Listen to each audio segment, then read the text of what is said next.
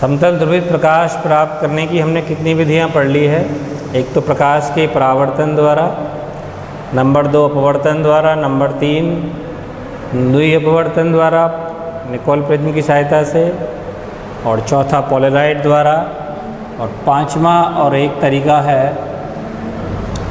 प्रकाश के प्रकीर्णन द्वारा।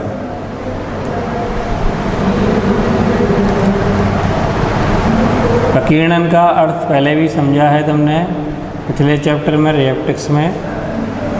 तो प्रकाश के प्रकीर्णन द्वारा कैसे प्राप्त होगा? तो प्रकीर्णन होता है प्रकाश का वायु के जो छोटे छोटे कण अणु परमाणु होते हैं उनके द्वारा प्रकाश का प्रकीर्णन होता है। तो अगर आपतित प्रकाश के लंबवत प्रकाश को देखा जाए तो वो प्रकाश पूर्णतया समतल ध्रुवित होता है। यानी जैसे सूर्य के प्रकाश की बात करें तो हम सूर्य के प्रकाश की दिशा के लंबवत देखें आकाश में तो हमें जो प्रकाश प्राप्त होगा वो कैसा होगा? समतल ध्रुवित होगा। जिससे मान लीजिए ये वायु का अणु या परमाणु है, और प्रकीर्णन के लिए पहले भी मैंने बताया था तरंगदैर्घ्य की तुलना में साइज क्या होना चाहिए? छोटा। तो ये अध्रुवित प्रकाश है। ये कैसा प्रकाश है? अध्रुवित प्रकाश। अब अध्रुवित प्रकाश का जब प्रकीर्णन होगा लंबवत दिशा में, प्रकीर्णन तो सभी दिशाओं में हो सकता है, लेकिन जो आपतित प्रकाश के लंबवत दिशा में प्रकीर्णित होगा, इस प्रकाश का प्रकीर्णन तो बहुत सारी दिशाओं में हो सकता है। प्रकीर्णन तो पढ़ा ही है तुमने पहले, विभिन्न दिशाओं में प्रकाश का फैल जाना प्रकीर्णन है। लेकिन जो लंबवत दिशा में प्रकीर्णित होगा, यानी आपतित प्रकाश की दिशा के लंबवत दिशा में जो प्रकाश प्रकीर्णित होगा वो प्रकाश कैसा होगा? समतल ध्रुवित। कैसा प्रकाश होगा वो?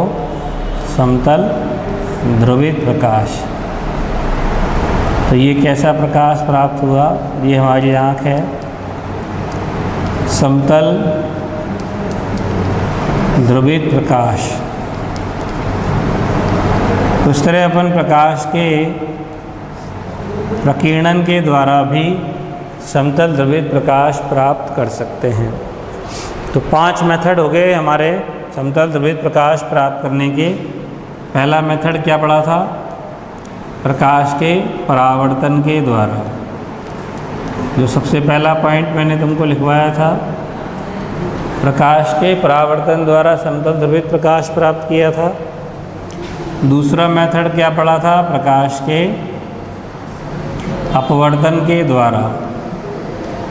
अपवर्तन द्वारा भी हमने समतल ध्रुवित प्रकाश प्राप्त किया। तीसरा प्रकाश के द्वि अपवर्तन द्वारा। द्वि अपवर्तन से भी हमने समतल ध्रुवित प्रकाश प्राप्त किया था, जिसमें एक विशेष युक्ति इस्तेमाल की थी, निकोल प्रिज्म। चौथा मेथड क्या था? पोलराइड के द्वारा, जो भी इससे पहले पढ़ा था हमने। और पांचवा ये है ही प्रकाश के प्रकीर्णन द्वारा। तो इन 5 तरीक़ों से हम समतल ध्रुवित प्रकाश को प्राप्त कर सकते हैं। तो इस पूरे चैप्टर में हमने कौन कौन सी घटनाएं पढ़ ली? तरंग सिद्धांत के आधार पर परावर्तन, अपवर्तन, व्यतिकरण, विवर्तन को एक्सप्लेन किया, और ये घटना प्रकाश के ध्रुवण की। अब जो मूल चीज़ है समझने की, एक लास्ट टॉपिक है इस चैप्टर का, वो ये है कि व्यतिकरण हमने पढ़ा है और विवर्तन भी हमने पढ़ा है। तो इन दोनों में बेसिक डिफरेंस क्या है? कई बार 2 नंबर का क्वेश्चन बोर्ड एग्ज़ाम में पूछा जाता है, व्यतिकरण और विवर्तन में क्या अंतर है? दोनों ही तरंगों की घटना है और दोनों को ही हमने तरंग सिद्धांत के आधार पर एक्सप्लेन किया था। तो दोनों के लिए हाइगन्स के तरंग सिद्धांत से एक्सप्लेन किया है। अब इनमें बेसिक डिफरेंस क्या है? तो वो डिफरेंस अपन लिख सकते हैं कम से कम 3 पॉइंट हमको लिखने हैं। तो पहला पॉइंट क्या है, डिफरेंस नंबर 1, व्यतिकरण जो होता है उसके लिए क्या आवश्यक होता है। मैंने शुरू में तुम्हें बताया था, व्यतिकरण की घटना को ऑब्जर्व करने के लिए सबसे आवश्यक चीज़ क्या होती है, 2 कला संबद्ध स्रोत आवश्यक होते हैं। क्या आवश्यक होते हैं, 2 कला संबद्ध प्रकाश स्रोत होने चाहिए। कला संबद्ध स्रोत का मतलब जिनसे उत्सर्जित तरंगों के मध्य कलांतर समय के साथ नियत रहे। तो इस प्रकार की जो घटना है व्यतिकरण, वो कब होगी, जब 2 कला संबद्ध प्रकाश तरंगें एक साथ एक ही दिशा में संचरित होती हुई अध्यारोपित होंगी, तो व्यतिकरण की घटना ऑब्जर्व होगी।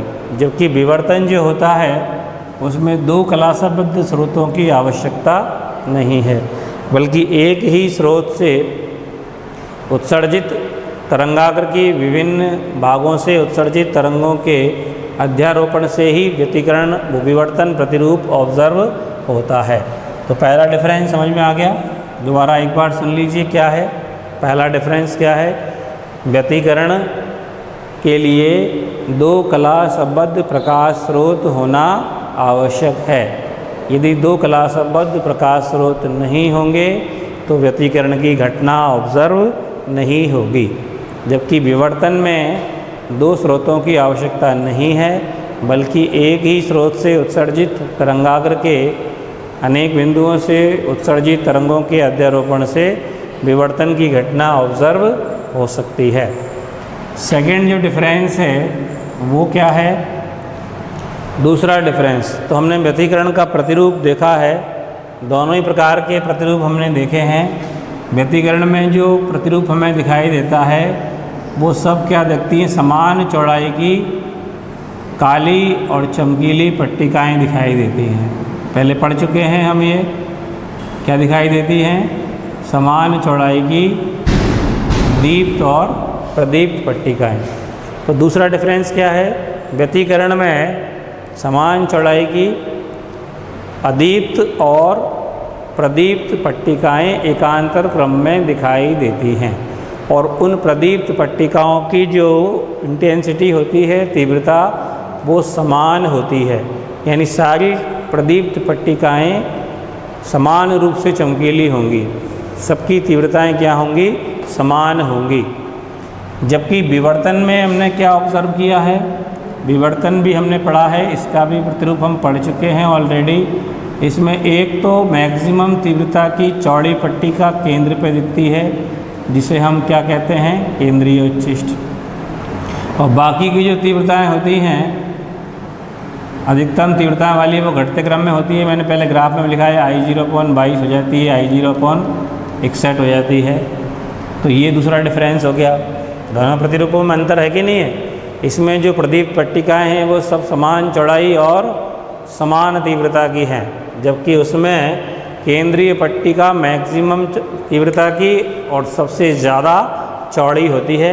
बाकी की जो अन्य पट्टिकाएं होंगी उनकी तीव्रता घटते क्रम में होंगी, जैसे जैसे केंद्रीय पट्टिका से दूर जाएंगी उनकी तीव्रता घटते क्रम में, और चौड़ाई भी कैसी होती है, असमान। तो 2 डिफरेंस हो गए।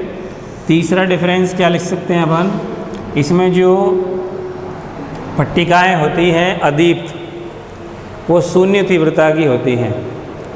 अदीप्त पट्टिकाएं होती हैं ना, बिल्कुल ब्लैक, जो विनाशी व्यतिकरण के कारण आती है, वो अदीप्त पट्टिकाएं शून्य तीव्रता की होती हैं। यानी बिल्कुल डार्क, अंधेरा, कोई प्रकाश नहीं पहुँचे, शून्य तीव्रता।